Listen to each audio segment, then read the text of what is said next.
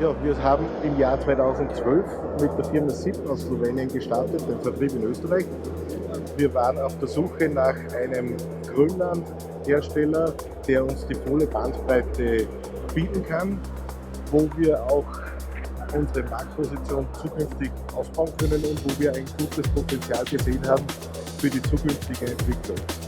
Wir haben uns die Firma SIP damals angesehen und haben hier dort das vorgefunden, was wir gesucht haben, und arbeiten seit dieser Zeit sehr erfolgreich jedes Jahr mit Steigerungen zusammen.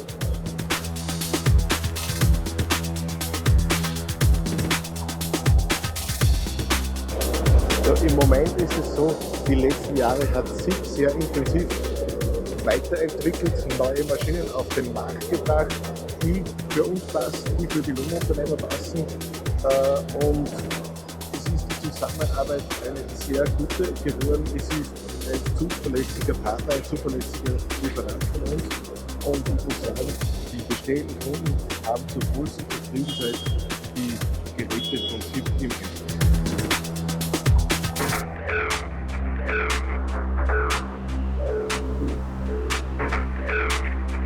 Für die nächsten Jahre erwarte ich mir bei SIP noch einige Neuigkeiten, die in der Entwicklung in der Pipeline sind. Wir freuen uns schon darauf, was alles noch Neues kommt. Wir haben auch in Österreich neue Händler gewonnen, welche die Produkte von SIP vertreiben, und wir werden in den nächsten Jahren noch einiges am Markt zulegen und besser vertreten sein.